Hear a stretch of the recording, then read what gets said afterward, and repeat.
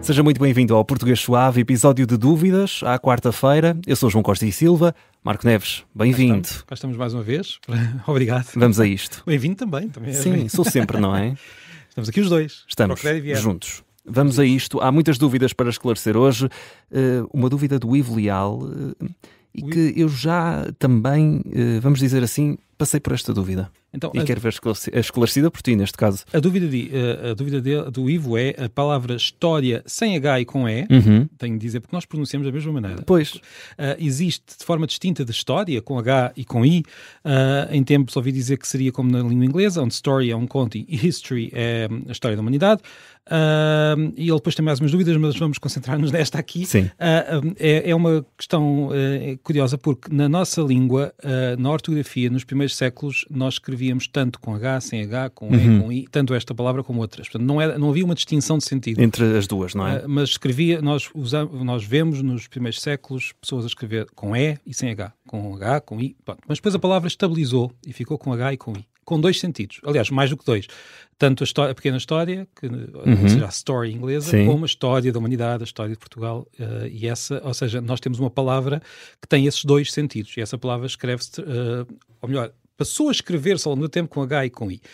No século XX, houve uma proposta vinda do Brasil e no âmbito até do estudo das narrativas tradicionais para criar a palavra história com E e sem H, que teria então o sentido que a palavra story tem em inglês. Esta proposta foi seguida por alguns falantes, por alguns escreventes, se quisermos dizer escreventes, mas nunca foi assumida pela generalidade dos falantes e das pessoas que escrevem, e por isso eu, por exemplo, pessoalmente, escrevo sempre com H e com I. Eu também. Agora, história já está nos dicionários, é verdade, história sem H, mas não há nenhuma obrigação de fazer esta distinção na escrita, até porque nós na oralidade também não a fazemos. Ok, não é que isso... Não dizemos tu a dizer história sem H. Sim, pronto. Portanto, não é que fosse impossível termos uma distinção que só existe na escrita, acontece noutros casos, não é? Mas não vejo essa necessidade, até porque por vezes é a minha perspectiva e é a perspectiva da maior parte dos falantes e das pessoas que escrevem.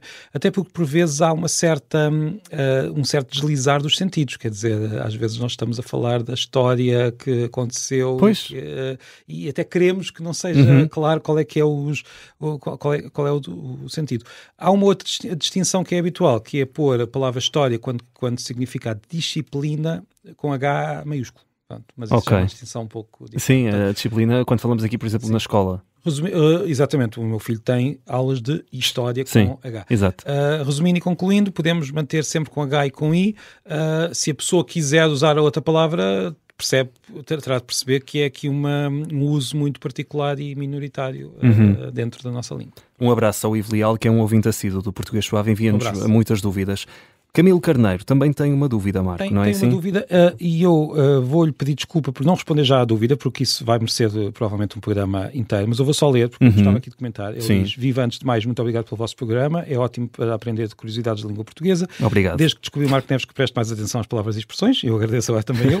Tenho uma filha de 1 ano e 4 meses e muitas vezes dou por mim a refletir nas coisas que lhe digo, isto também porque ela aprende português principalmente de mim, já que a mãe é estoniana e vivemos na Estónia. Sinto então uma responsabilidade especial em falar corretamente. E depois o Camilo pergunta porque é que nós dizemos vamos vestir as calças e calçar as meias e deveríamos dizer calçar as calças e vestir as meias. Isto é uma pergunta típica de um pai. Eu também, quando comecei a ter vídeos, comecei a ter estas perguntas e estas dúvidas, mas como eu lhe disse, não vou responder já, vou só comentar isto que ele acaba que nos escreveu sobre ele ser a fonte da língua portuguesa para a filha. Porque acontece muito nas comunidades de imigrantes, e agora neste caso emigrantes, estamos a falar dos portugueses que estão noutros países, que os filhos aprendem a língua do país onde estão, ou de um dos pais, ou até da comunidade onde estão, e os pais transmitem o português, e isto tem alguns reflexos curiosos. Primeiro, a língua é como se estivesse ali afunilada pelo pai que ensina. Sim. Portanto, a filha vai aprender a língua só por uma pessoa, o que não tem nada de mal. Ainda bem que está a aprender português, já que há com mais línguas. Mas temos fenómenos curiosos como muitos sotaques que se vão aguando, ou melhor, perdendo pelo país fora. Essa expressão adoro, aguando. Ficam preservados em comunidades de imigrantes sotaques, porque os pais mantêm o sotaque mais tempo e com mais intensidade do que cá em Portugal, onde os sotaques ficam às vezes um pouco mais aguados, como estava a dizer. Portanto, eu não faço ideia qual é o sotaque do Camilo. Terá um sotaque, certamente, como todos temos, claro. Mas se calhar a filha vai acabar por falar de forma muito mais próxima do pai do que o meu filho de mim. Porque ele está numa situação Exato. diferente. E nós somos sempre influenciados, não é? Por aquilo que aprendemos, por aquilo que ouvimos, portanto, daí também essa preocupação. Marco Neves, nós temos mais dúvidas, inclusive um áudio, e vamos ouvir? Vamos até Viseu. Vamos até Viseu. Olá, Marco Neves. Eu sou Abel Santos, de Viseu, um dos seus seguidores. Tenho muitas dúvidas, mas obviamente só vou colocar uma. Devemos dizer Viseu é lindo ou Viseu é linda? Eu entendo que, como Viseu é uma cidade, deveria ser Viseu é linda. No entanto, Viseu é lindo parece soar melhor. Muito obrigado. É uma ótima pergunta. Como é que devemos dizer? Nunca me tinha passado pela cabeça, por acaso. Nós temos dois tipos de topónimos, tanto nas cidades como nos países, como nas regiões. Aqueles que levam artigo e aqueles que não levam artigo. E dentro dos que levam artigo, nós usamos o artigo feminino ou masculino. Portanto, temos Lisboa, que não leva artigo. Portugal não leva artigo. Angola não leva artigo. Mas depois temos o Porto, leva artigo. O Brasil leva artigo. Eu estou a misturar os países e cidades de propósito. Sim. A Alemanha leva artigo, pronto. Por que razão é que uns levam e outros não vamos por aí? Agora, a questão é o que é que acontece com aqueles que não levam artigo quando nós temos de decidir o género.